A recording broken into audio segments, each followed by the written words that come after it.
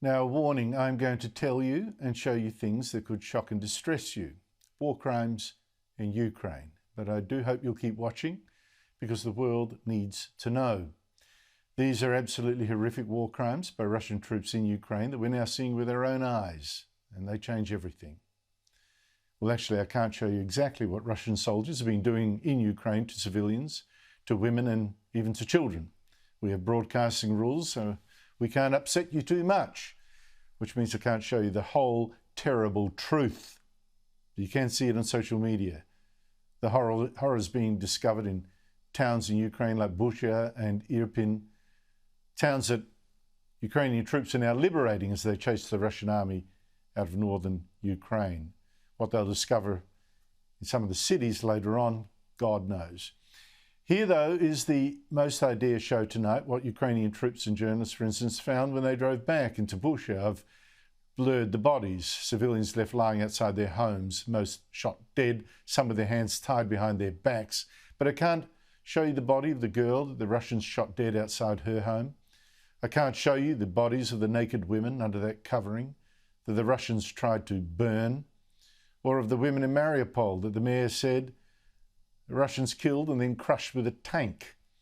I can perhaps show you one of the mass graves because these bodies at least are in bags and in the distance. But I can't show you the bodies of the civilians who Russian commanders in Bucha tortured and shot and left in a pile at the basement of their house. I've seen them. But that detailed bodies in the Russian command post tells us these crimes are not just the crimes of some rogue soldiers. This, I'm afraid, is how Russian armies do war. We saw it in World War II, we saw it in Chechnya, Afghanistan, in Syria, now we see it in Ukraine, in Europe. And these war crimes, as I say, change everything. The idea that the world can now go back one day after some peace deal with Putin to doing business again with the Russian president who unleashed this terror now seems insane. And the idea that Ukraine should compromise with Russia to end this war by making some concessions, to hand some territory over to Putin's Russia, the citizens in them as well, now seems absolutely impossible and immoral. So for the West, we have to make a massive change. No more can Western leaders hang back and say, oh, we shouldn't do too much to help Ukraine win. We can't, for instance, send troops, and we can't send Ukraine our spare jets, and we can't leave open the use of our nuclear weapons. We can't do anything like that that could provoke the Russian president too much and make this war worse. Make this worse? This is the worst. Everything's changed. It's now clearer than ever Putin cannot be given a peace deal. He must be defeated. If he gets anything out of this war that looks like a victory, he will one day go to war again. In the Ukraine, in Poland, in Moldavia, in Kazakhstan, who knows? And if China, Russia's ally, watching on, sees Russia get away with even these crimes, will it then conclude, well, invading Taiwan, that's worth this pain for us. The West is always still going to make peace in the end. Joining me is Jack Keane. He's a retired four-star general, former Vice Chief of Staff of the US Army and Chairman of the Institute for the Study of War. General Jack Keane, thank you so much for your time. Now, to these Russian war crimes now being uncovered in Ukraine, to me it underlines a fundamental failure of US and European policy for most of this war so far. This false idea that there could be some kind of peace deal, a compromise between Ukraine and Russia. To me, it seems now Ukraine cannot compromise with these bodies being uncovered, and the West must do everything to actually help it win this war. Your opinion? Yeah, well, certainly what has happened here, Ukraine has certainly achieved a great victory here in the Battle of Kyiv, which they have won a significant victory there, and against what was advertised as the best of the Russia's military was coming into Ukraine. They performed horribly, but the Ukrainians outperformed them rather significantly. This war, though, despite that victory, is far from over. Russia is controlling terrain now greater than what they did on February the 24th, when the invasion began. And any ceasefire or peace agreement now which would certify that that gain in territory from which the Russians would be able to intimidate and coerce the Ukrainians for sure, and also start up again. And what the Russians are really interested in this second phase, having lost the first phase in the north, is make certain that they gain entire control of the southern coastline. And there's 80 or 90% of Ukraine's resources are in the east, partially under their control right now. And to gain that coastline would shut off all access to the Sea of Azov, and also the Black Sea. That would absolutely devastate Ukrainians' economy and also create significant, I believe, political and social divisions likely in the country as a result of it, all in the interest of what Russia is achieving. So despite this significant victory in the north, there is still a possibility of Russia achieving a victory in the south at the expense of the Ukrainians for certain. So it seems to me from what you're describing, we are now in a really critical turning point in this war, or we should be. We've gone from the Ukrainians might be able to make some sort of peace deal, some concessions about territory in the east. But these war crimes, I just think, are so horrific. Ukrainian won't want to do that. And I'm just wondering whether we need to shift our change too from containing this war to saying this is so horrific, this war actually needs to now be won by Ukraine.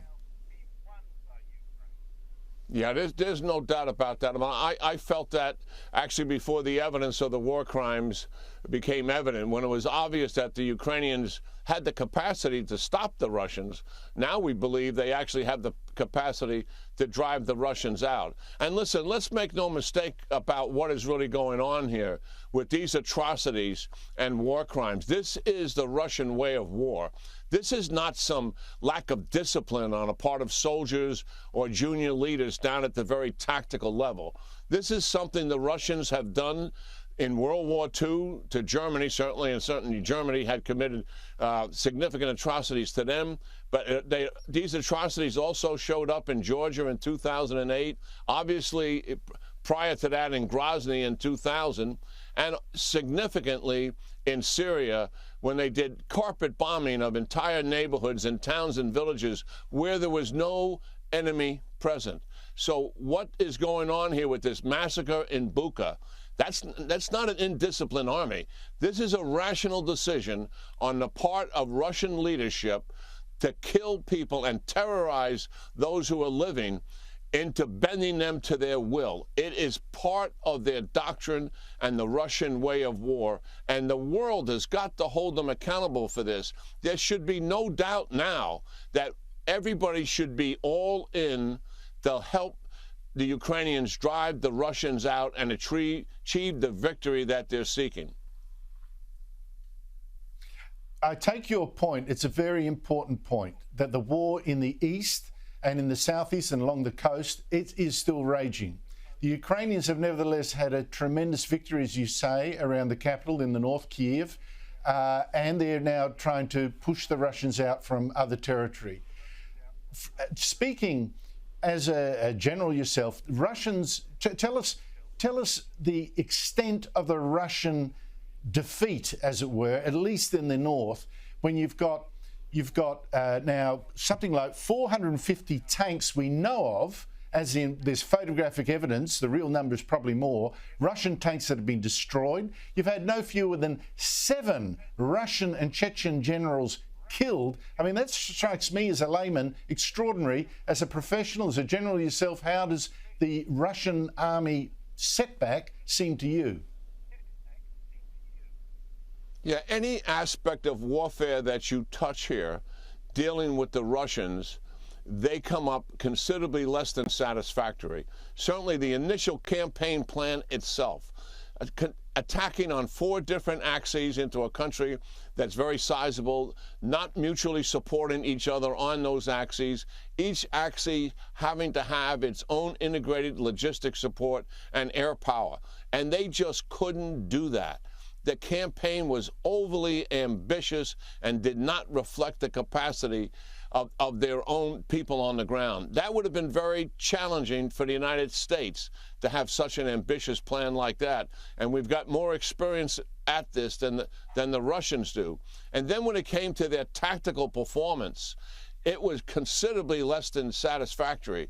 I mean, they didn't do the normal battle drills on how to react to enemy contact and how to suppress fire and maneuver on that enemy. You saw probably videos of these long columns not being protected by infantry as they moved through towns and they were being ambushed. These are fundamental flaws in warfighting at the tactical level. And then at the leadership level, the Russians still have a Soviet model of leadership, Andrew. By that I mean the plan is made at the top, it's centralized control, and the tactical commanders below them do not have the authority to make decisions on their own based on their current situation, which is how most Western militaries actually perform on the battlefield, to include your great military itself. It reflects the democracy and adaptability that's in your society, and it operates very healthy in your military itself, but not in the Russian military. So they had huge problems there. They continued to stick with plans that were absolutely failing. They were throwing another battalion and another battalion after that into the same area, doing the very same thing that the battalion was just destroyed doing. It was stunning to us to watch that. And then the morale of the organizations began to fall apart because they were taking such heavy casualties, and they started to get combat refusals. They're still getting combat refusals in the east, in the Donbass region, within the last 24 hours of a unit that came in there out of Georgia and got into an initial fight and then refused to do anything more. And they're now out of the Donbass region back into Russia. It is stunning. The other thing they did, which surprised us, is they left their dead on the battlefield. They did not recover their dead.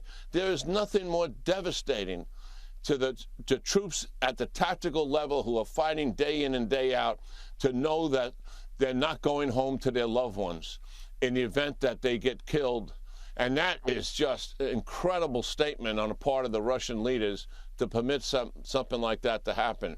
Every aspect of their performance has been brought into question in terms of less than satisfactory. And their logistics system, I'm being generous by saying there is one, a system. I'm not convinced there is, because they have never been able to sustain the operational momentum of their units with timely logistics.